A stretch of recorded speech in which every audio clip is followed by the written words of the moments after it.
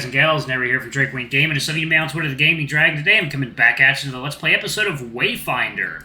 So yeah, before we jump into it, just wanted to let y'all know that our Patreon is now up for as little as $5. Y'all can help support the channel, get some awesome rewards like permanent access to our community Discord server and full access to upcoming Not Safe for Work videos. Anyway, let's go ahead and jump right back in. Alarm chain, you are up, and let's go. Alright. Brother will be very jealous, I think. Yes. Wait, I can speak in my dream this time? To myself, this wolf dream shit is getting tiring. The sky above fades from dusk to deep night. Stars fill the sky and my goal grows further and further away. Time to hasten. The hunt begins. Reaching a forest at the base of the mountains, I continue my chase. I won't let you down, brother. I'm a good hunter. What the hell? What is this? What am I seeing? I speed past trees and rocks and berries and animal tracks and mossy logs and regular logs and many, many fallen leaves. I must go faster. Over a broken deer antler, under a half-fallen tree, wind in my fur. You're going too fast! You're gonna run into something! Silence, Finder. See and hear. Feel and find. What? Trees dance around my vision as I speed through the forest, coming to a slower gait as I reach the base of the mountain. I work my way up, not really adhering to the shape or incline of the terrain. It is beneath me, both literally and figuratively. I need to make haste, and this mountain cannot hinder me. The summit is soon in sight. Do you feel the pull, Do you feel the pull, Finder? The senseless need to chase that fractures one's mind and lays claim to one's heart. I feel what he feels. What is this? Who are you? There's no time for that now. Watch. Find. I don't know what I'm supposed to find here. I don't even know what a finder is. I look to the sky and howl at the moon. Brother would be proud indeed. Father, too, were he not chained up so. The fetter that binds him might not be broken any time soon, so I must do my duty for now. A father chained? A wolf? Indeed, you must awake now. The last one is near. You'll speak again, Finder. Wait, no, please don't! I wake suddenly and push myself away from my chair, which falls over behind me, looking around desperately. The voice, where was it coming from? The dreams, too, for that matter. The librarian, a well-built, slightly older man who I had always thought rather handsome, bestows upon me a worried expression, to which I return an apologetic glance. Many of the library attendees give me confused stares, but I don't care. I know I'm awake now and in the library. I can search for more information here, and I need more information. I move up and down the aisles of books. I've already looked through fiction before, but I didn't try history or folklore stories, so I decided to start there. Glancing through tome upon tome, my fingers trace the spines of the books carefully as I make a decision.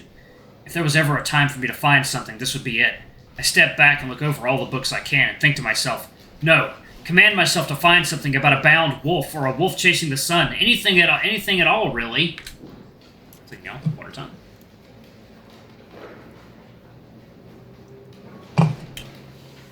Nothing seems to happen until I feel it.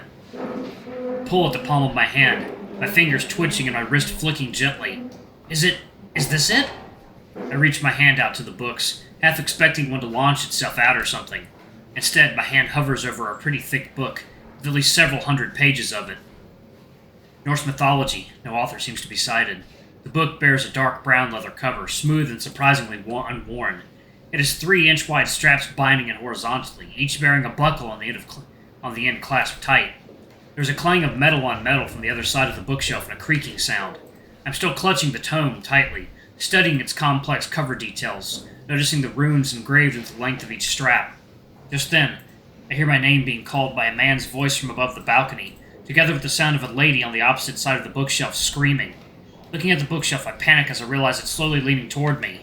I hesitate to move, and find myself only able to just duck and cover my head.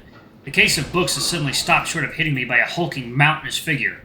I stare up in awe at the man who saved me, holding the bookshelf up with his back while covering me from any falling books.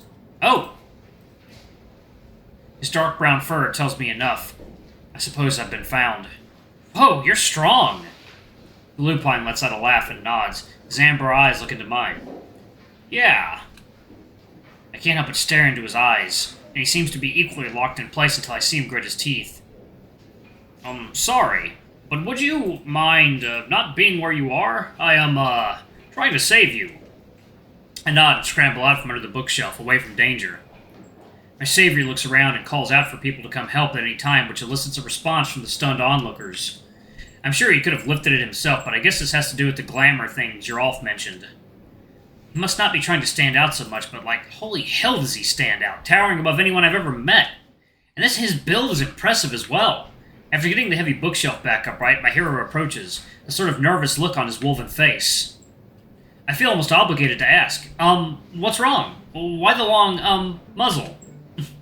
His face lights up as if I alleviated his worries, or at the very least surprised him. You can see what I really am. It's, well, you, the Finder. I found you, right? He rubs his forearm shyly with his large paw hand, his left ear angled back a bit. The nervous look returns. I walk up to him and scratch his ear gently. He looks like he could use the assurance. To any onlookers, it probably seems like I'm flirting with my savior. I throw an extravagant voice in response to his question. Yes, 'tis I, the fabled Finder. Please, good sir, hold your applause, seriously. This is a library.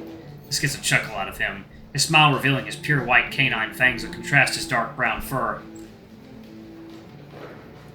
Second, y'all. Water time. Alright, y'all, and we are back. Alright, let's jump right back into it. Alright.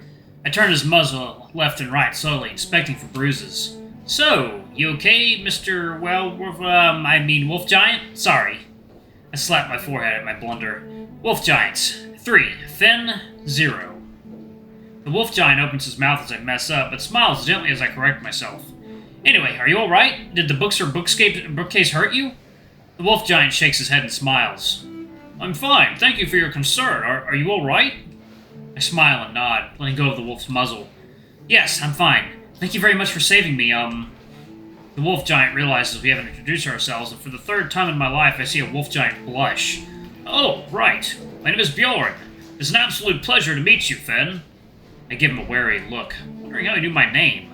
He seems to catch on and reassures me. I, overheard your name when someone called to you at the bookcase as the bookcase fell. I don't know where that guy went, though. Things go a bit quiet for a second as I remember the sultry librarian, but I snap out of my stupor and think of a question to ask. Hey, how does one tell wolf giants apart from werewolves? If you don't mind explaining, I mean.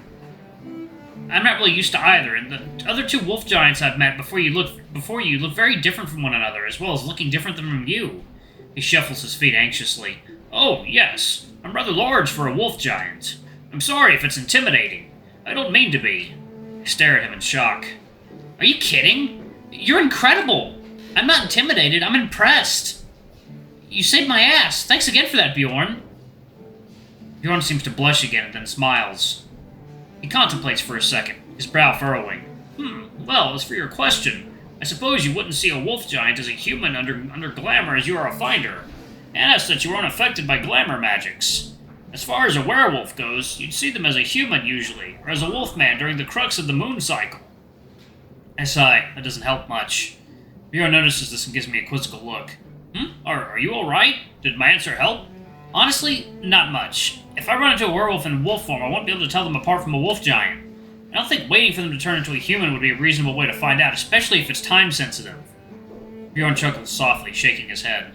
No, you're right.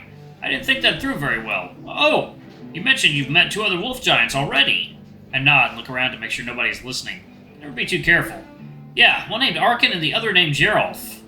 This seemed to surprise, and to my surprise, excite him. His nervous demeanor drops entirely. Oh, that's... Oh, God. Oh, God. I nod a few times as he rambles, not understanding any of it, but not wanting to appear rude. Actually, let me, Here, let me, We'll save it first.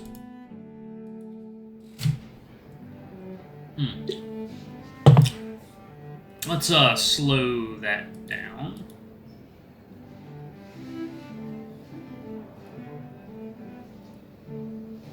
And not... Okay, that's too slow. Holy shit, that's way too slow. Options, let's do... There we go. Yeah, my name is Arkin. Alright. My surprise excite him. Okay, let's see.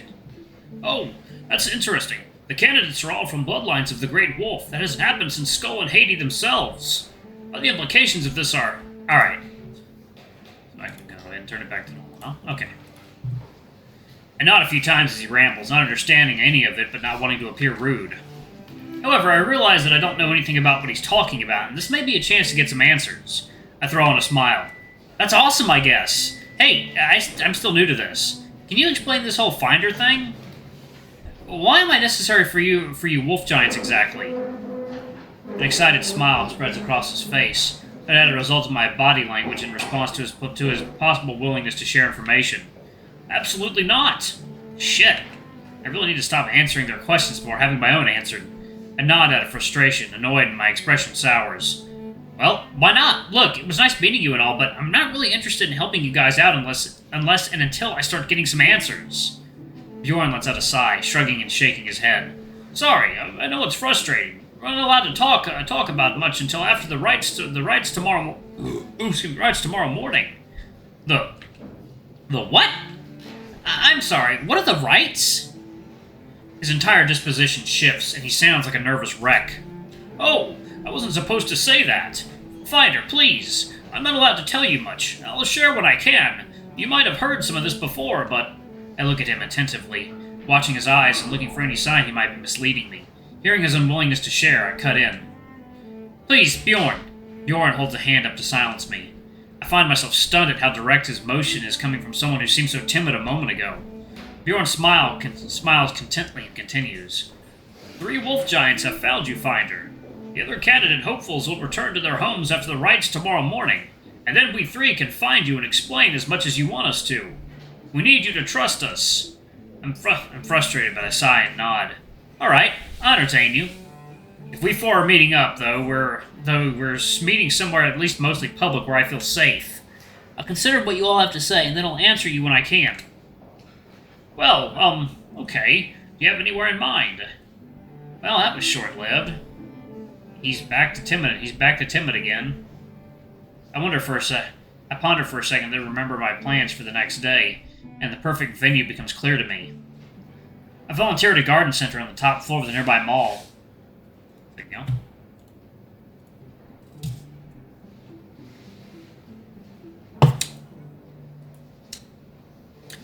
The owner of the store likes to handle deliveries himself. He closes up early on weekends, so I can tend to things in peace, so there won't be any customers, and he'll be happy for the extra help caring for plants. Oh, you enjoy gardening? I read about the different common plants around this area when I learned we were coming here. I've been meaning to get a closer look at some of them. I'm impressed again, but hold this back from him. Yeah, I've been helping him for a few years now, but Bjorn, focus! Please, find Arkin and Zerolf and let them know. It seems you 3 are competing or something, but please don't sabotage them. His face lights up as he chuckles. You don't have to worry about that. I promise, I'll let them know and you'll have your answers tomorrow. I smile at this and then look at my watch. Oh, shit, I'm gonna be late for my exam. Bjorn looks at me quizzically, but I pay this no mind. I really don't want to be late. I grab Bjorn's paw and shake it with both my hands and gather my belongings. We separate. I run out of the library, waving goodbye to the large wolf giant, passing the sultry librarian who, despite reaching out for my attention, I make no time for. It's not for another few minutes before running into my history class that I figure out why he wanted to get my attention. I'm clutching the book on Norse mythology against my own belongings while I'm running. I rush outside the library building and head to the building where my class is. I feel bad, but there isn't really a fine for taking books out without checking them out as long as I register to use it on the campus library's website.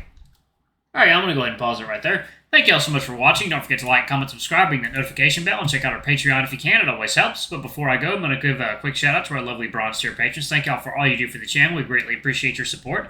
Thank you to our silver tier patron, Cade Silverman. Thank you for going a bit above and beyond. It's greatly appreciated. And thank you to our gold tier patron, Almer. Thank you for subbing to our ultimate tier. You're awesome. We love you.